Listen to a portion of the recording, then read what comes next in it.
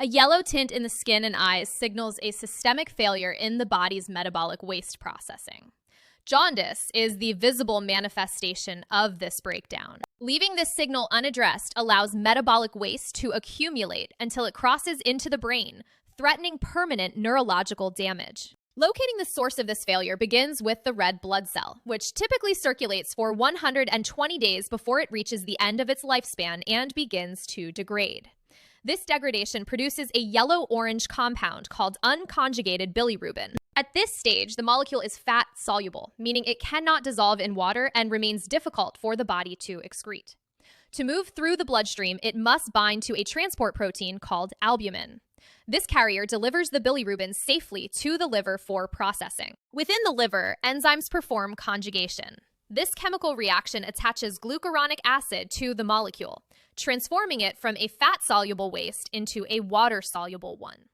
This processed bilirubin enters the biliary system and flows into the intestines. Gut bacteria convert it into stercobilin, which provides the brown color of stool, while a small portion is reabsorbed and filtered by the kidneys as yellow urobilin. Tracing this physiological highway allows a clinician to work backward from the symptom to the specific anatomical site of the failure.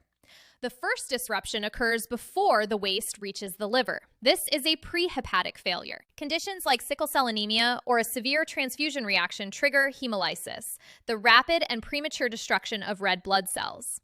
A healthy liver is quickly overwhelmed by this massive volume of dying cells. Unconjugated bilirubin spikes in the blood as the overall red blood cell count drops.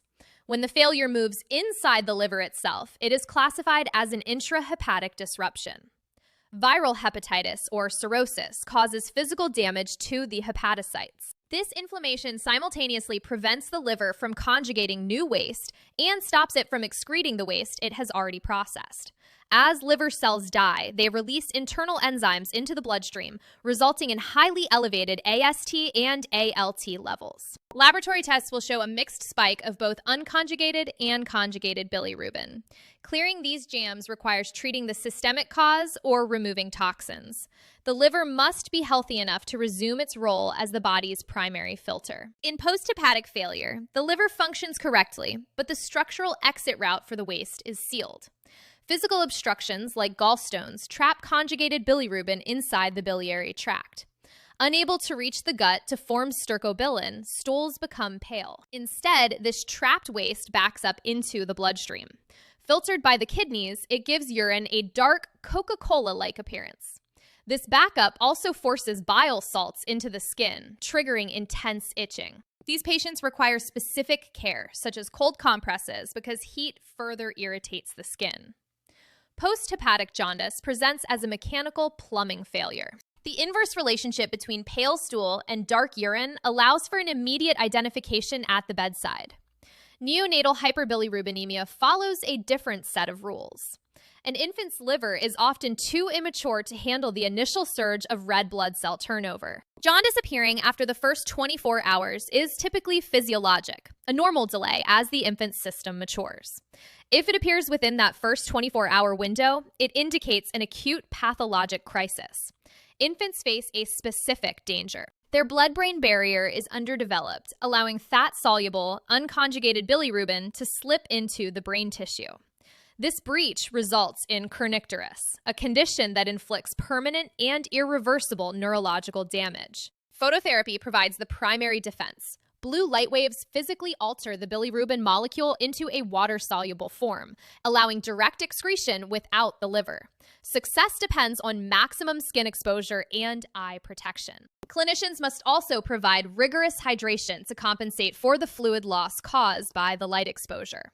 For a neonate, a rising bilirubin level is an immediate race to neutralize the waste before it can infiltrate the brain. Clinicians utilize a diagnostic funnel, combining laboratory values like total bilirubin and liver enzymes with physical assessments to find the point of failure. Physical assessments offer the first evidence of the breakdown. The sclera of the eye often reveals a yellow tint at lower bilirubin concentrations than the skin, providing an early warning. For hepatic causes, distinguishing the transmission route is essential for public health. Hepatitis A and E spread through fecal-oral contact. tract, while hepatitis B and C move through blood and bodily fluids. Tracing the metabolic journey of bilirubin transforms a complex clinical presentation into a clear sequence of anatomical failures. Hey, thanks for watching my YouTube channel. Don't forget to like and subscribe and leave a comment. Let me know what topics you want to see more of and how I can help you become the super nurse you were born to be. I hope to see you here again real soon.